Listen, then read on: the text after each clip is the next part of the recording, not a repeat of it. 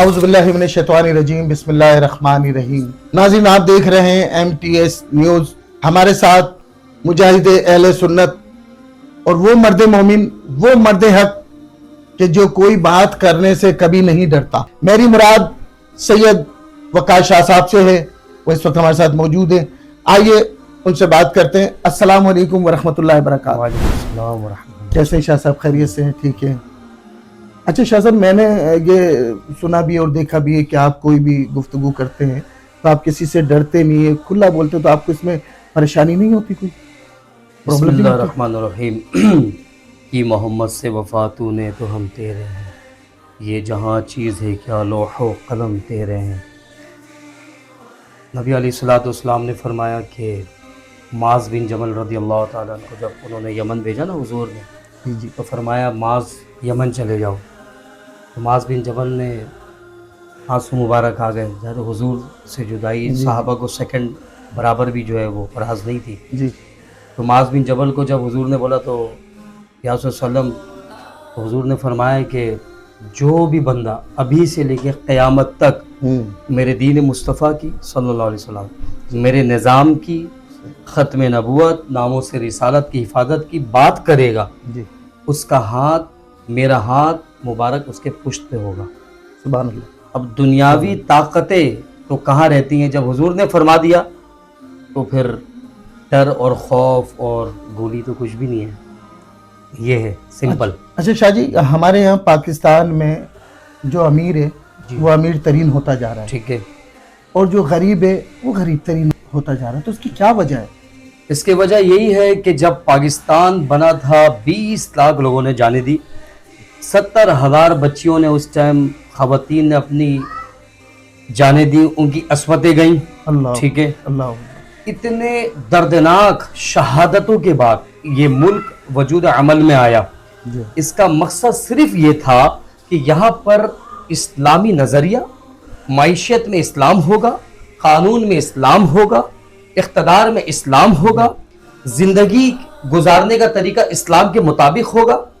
मगर बदकिस्मती के साथ जो काले अंग्रेज हैं, जी, गोरे अंग्रेजों ने काले अंग्रेजों के जो उनके खादिम हुआ करते थे, जी। आगे जाकर उन्हीं के हवाले कर दिया। और आज हमारा मुल्क, आज हमारे मुल्क की सालमियत, आज हमारे मुल्क की इख्तिसादी पॉलिसियां, सारी चीजें धर्म भरम हो गई है। अल्लाह। उसकी वजह सिर्फ एक है कि जिस कौस में पाकिस्तान बना, ला इलाहा इल्लल्लाहु मुहम्मद रसूलुल्लाह सल्लल्लाहु अलैहि वसल्लम, उस पे हमने अमल नहीं किया बदकिस्मती के साथ। इसलिए आज हम जलील और खौर हो रहे हैं और ये होते रहेंगे। क्यों? हुजूर ने फरमाया कि जब तक ये उम्मत अपने पहले किबले की तरफ ना आए, पहला किबला क्या? अव्वल हुन्ना नखदन अल हुकुम। हुजूर ने फरमाया कि जब निजाम बचा लेगी उम्मत की बच्चियों की अस्मतें भी महफूज हो जाएंगी, बच्चे भी अगवा नहीं होंगे, रेप भी नहीं होंगे।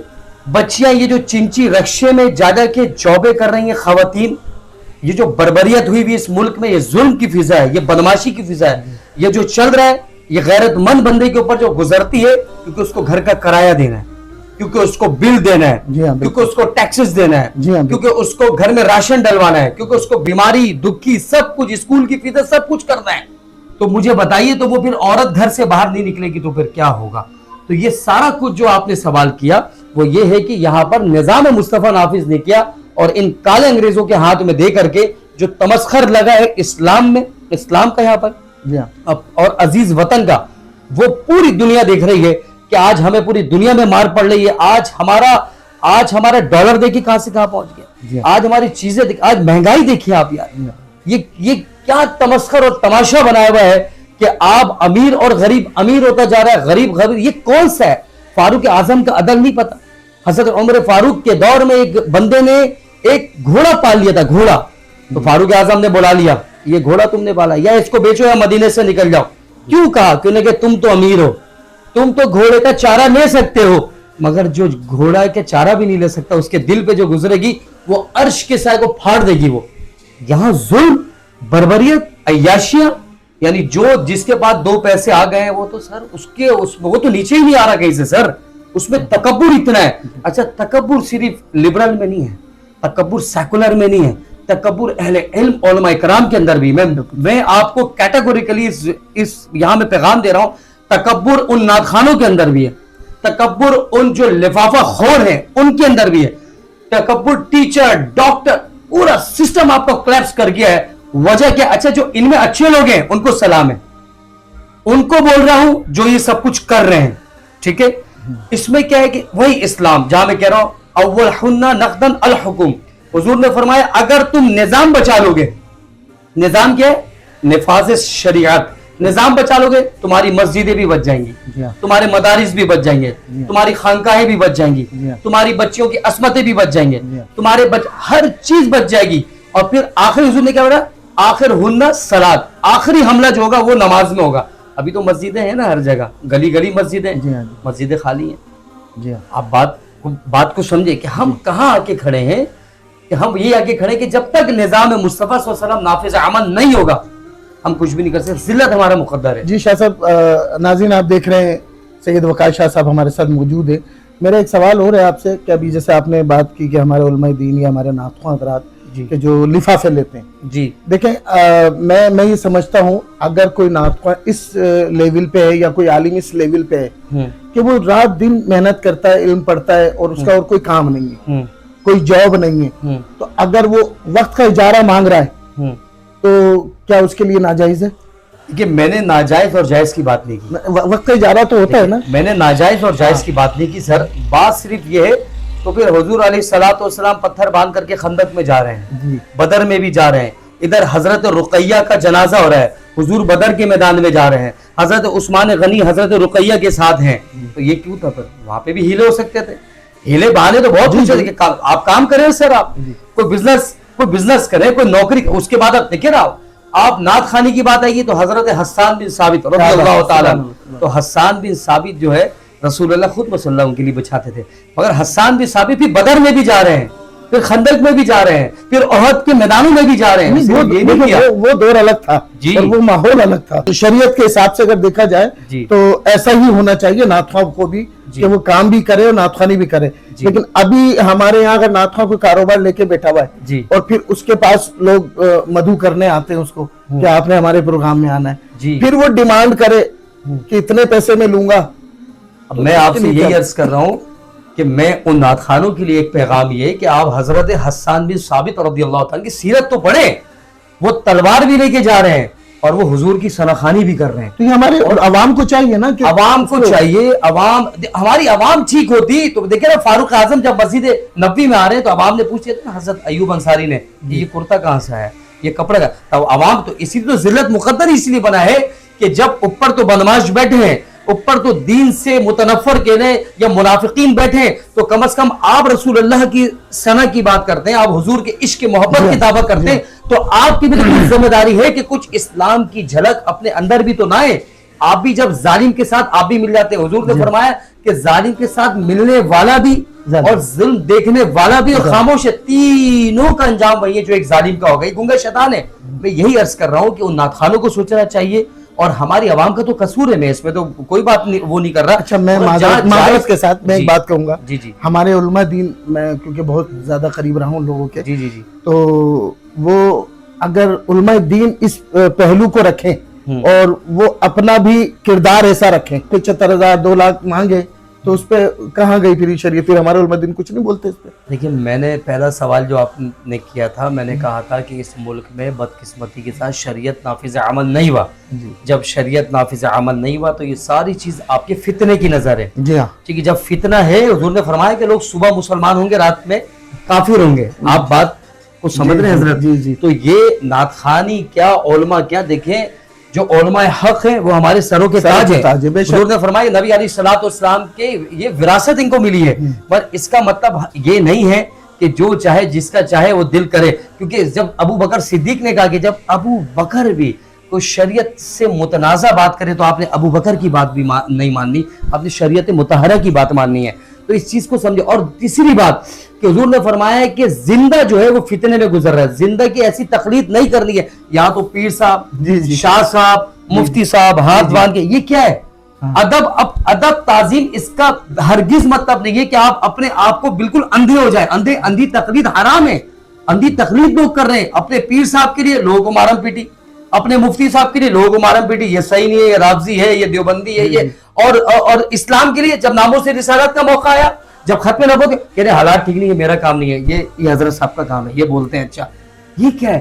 تو بتائیے بھی امام ابو حنیفہ کے کوڑے کیوں پڑے، امام احمد بن حنبل کو کوڑے کیوں پڑے؟ جب انہوں نے بولا نا قرآن مخلوق ہے، تو امام احمد بن حنبل نے بولا نہیں، قرآن اللہ کی کتاب ہے، گرفتار کرو اس کو. 100 کوڑے مارے. کیوں کھائے انہوں نے؟ اتنے بڑے بڑے عالم اور علماء کرام. تو بتایا نا کہ حضور کی ایک حدیث بھی ہے کہ ایک دور ایسا آئے گا کہ جب مسجدیں بہت تو ہوں گی مگر ہدایت سے خالی ہوں گی، اور اس دور کے آسمان کے نیچے زمین کے اوپر جو اس دور کے علماء ہوں گے وہ بدترین مخلوق ہوگی. میں تو نہیں کہہ رہا، یہ تو نبی علیہ الصلوۃ والسلام سب فرما گئے. تو یہ ہے میرا جواب کہ ہمیں اپنا کردار بدلنا پڑے گا. آج جو پوری امت باغی ہو چکی ہے، ہر جگہ پیسہ جی، پیسہ پیسہ پیسہ پیسہ، عیاشی، اس کے علاوہ کوئی بات یہاں نہیں ہے. میں نے بڑے بڑے دینی طبقات کو اپنی آنکھوں سے دیکھا ہے. پیسہ ہمارا سب کچھ ہے، معذرت کے ساتھ جس سے حضور کی ایک اور حدیث یاد آ گئی ہے کہ ایک دور ایسا آئے گا جب پیسہ دولت ایمان ہوگا اور عورت قبلہ ہوگی، اور وہ بھی اس دوران یہ جو لوگ ہیں اور وہ کمینے لوگ عروج پائیں گے، ان کی بڑی بڑی جائیداد بلڈنگ ہوگی، ساری چیز ہوگی، مگر وہ بدترین مخلوق ہوگی. تو حضور سب فرما گئے. تو ہمیں پریشان نہیں ہونا. اسلام میں آخری بات یہ کر رہا ہوں، اسلام میں عیاشی آسائشیں نہیں ہے کہیں پر. اس قوم جب تک یہ قوم سمجھ جائے جلد سے جلد اور دوبارہ پلٹے دین مصطفیٰ صلی اللہ علیہ وسلم کی طرف، ساری چیز کلیئر ہو جائیں گی، بچیوں کی عصمتیں بھی بچ جائیں گی، بے روزگاری کا مسئلہ بھی حل ہو جائے گا. ایک بندے کی 40 گاڑیاں ہیں، ایک بندہ ابھی تک کرائے کے گھر پہ رہ رہا ہے. کیوں ایسی ڈسکرمنیشن، ایسا تضاد کیوں ہے؟ کیونکہ عدل نہیں ہے. فاروق اعظم ہوتے تو نہ کوئی امیر بچتا، نہ کوئی امیر کا کوئی چمچہ بچتا، سب برابر کرتے تھے. عدل اور مساوات. ایک بات ذہن میں آتی ہے شاہ صاحب، مرید آیا ان کے پاس اپنے معاملات کے لیے کہ بھئی میری طبیعت خراب ہے، وہ سب سے پہلے جوتیوں میں بیٹھا ہوا ہوگا. جب وہ بلائیں گے کب؟ کہ جب دیکھیں گے ہاں یار یہ بندہ صحیح ہے. اور اگر کوئی کار میں آیا ہے تو اس کو بولیں گے پہلے جلدی لے آؤ. کیا وجہ ہے؟ کیوں ہو رہا ہے ایسا؟ یہ سارا فتنہ مال کا ہے سر، یہ سب فتنہ مال کا ہے. دیکھیں میری بات سنیں، پیر کون ہے آج میں آپ کو بتا دوں. شریعت مطہرہ کو جو فالو کرے، جی، جو نظام عدل کی بات کرے، جی، جو ختم نبوت ناموس رسالت کی بات کرے اور عمل کرے، جو نفاذ شریعت نظام مصطفیٰ صلی اللہ علیہ وسلم کی بات کرے، وہی پیر ہے جو امت کے لیے. دیکھیں مال، سلمان فارسی رضی اللہ تعالیٰ اور عبیدہ بن جراح رضی اللہ تعالیٰ، یہ عام صحابی نہیں ہے، یہ حضور کے بڑے پیارے بڑے جلیل القدر صحابی ہیں. جب رونے لگے نا سلمان فارسی رضی اللہ تعالیٰ، تو فاروق اعظم نے کہا کہ جاؤ ذرا. سلمان فارسی نے کہا کہ میرے پاس دنیا کا مال بہت ہے. تو رونے لگے کہ کیا ہوگا میرا. میں نے حضور علیہ الصلوۃ والسلام سے سنا ہے کہ جس کے پاس دنیا کا تھوڑا مال بھی ہو وہ آخرت کی گھاٹی نہیں چڑھ سکتا. تو پھر سعد بن ابی وقاص کو بھیجا گیا. جب انہوں نے دیکھا تو سلمان فارسی کے پاس کچھ بھی نہیں ہے، صرف 2 چیزیں، ایک جانماز اور ایک مٹی کا برتن. تو وہ چلا اٹھے یہ کیا ہے؟ آپ خوف خدا دیکھیں، ان کا تو ہوگا کیا، یہ تو خود جواب دیں گے نا. قرآن کہتا ہے مال مت جمع کرو، جہنم کی آگ میں چمڑی ادھیڑی جائے گی. تم مال جمع کر رہو. عبیدہ بن جراح کہاں گزرے بھائی؟ کس وقت کے وزیر خزانہ گزرے؟ جب قیصر و کسریٰ فتح ہوا. قیصر و کسریٰ فتح ہونا ایسا 10 امریکہ بھی آ جائے تو قیصر و کسریٰ اس کے بھی اوپر کی چیز تھی. وہ جب قیصر و کسریٰ فتح ہوا نا تو فاروق اعظم نے بولا کہ اب عبیدہ بن جراح آپ امت کے امین ہیں، بڑے ہیں، مگر میں آپ کے گھر آنا چاہتا ہوں، میں دیکھنا چاہتا ہوں کہ میرا اس دور کا وزیر خزانہ کتنا پیسہ اس نے بنایا. بتانا مقصود کچھ اور تھا فاروق اعظم کا. تو انہوں نے بولا آپ میرے گھر مت آئیے، کہنے کا مجھے آنا ہے، یہ حاکم وقت کا حکم ہے. جب وہ آئے تو فاروق اعظم رو گئے، یا اللہ یہ ہے عبیدہ بن جراح، اتنا بڑا وزیر خزانہ یعنی امت کا امین، اور اس کے بعد کچھ بھی نہیں. یہ اسلام ہے.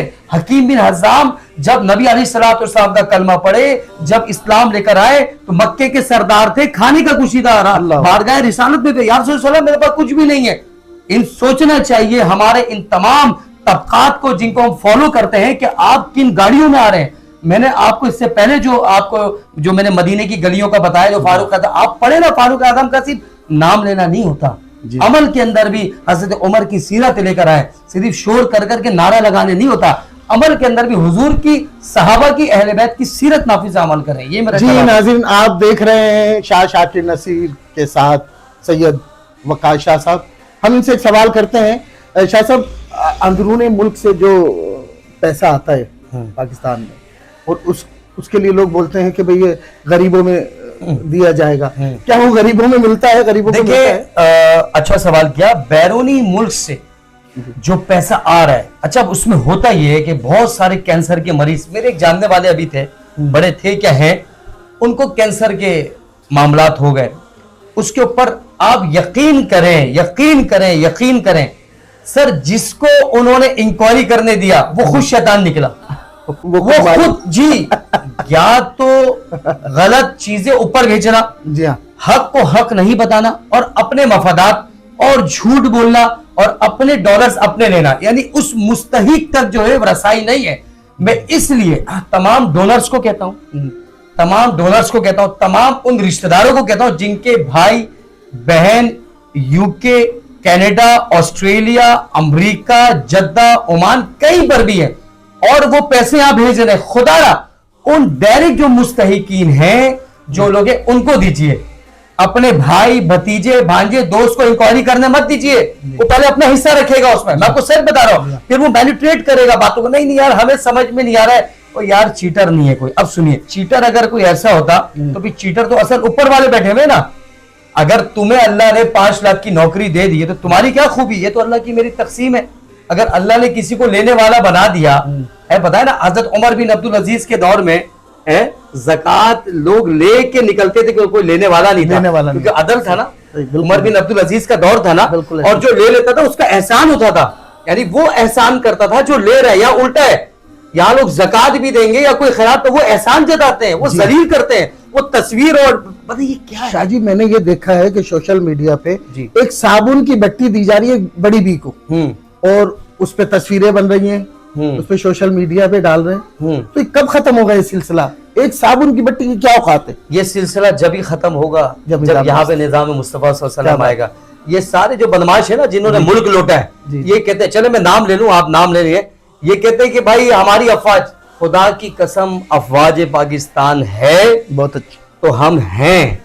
آج وہ بارڈروں کے اوپر وہ بچے, وہ جوان اپنی جانیں دے رہے ہیں, بلوچستان سے لے کر خیبر تک اپنی جانیں دے رہے ہیں. اور کل کا واقعہ ہے جو ہمارے جو ایک کرنل صاحب نے جو شہادت جامع شہادت نوش کیا, وہ کس کے لیے؟ ان کے بچے نہیں تھے, ان کے 4 بچے یتیم ہو چکے ہیں. مگر یہ جو فتنہ پھیلانے والے, یہ کالے انگریز کے جو غلام ہیں, یہ پورا ملک انہوں نے لوٹا ہے کہ یہ 200 گاڑیاں لے کے گھومے, اور یہاں ہمارے افواج پاکستان قربانیاں دیں, ہماری انٹیلیجنس ایجنسیاں, حساس ادارے ہمارے لیے اپنی جانیں دیں, اپنی قربانیاں دیں. اور یہ بے شرم کہتے ہیں کہ یہ جو ہے اس کے پیچھے وردی, تمہیں شرم نہیں آتی؟ آج بارڈر پہ حضور نے کیا فرمایا کہ بارڈر کی 1 رات کی نوکری, سوچے اسلام اور پاکستان کے لیے, اپنے وجہ جو اسلام کے نام پہ ملک بنا ہے نا یہ ہمارا, کتنی بڑی قربانی, کیا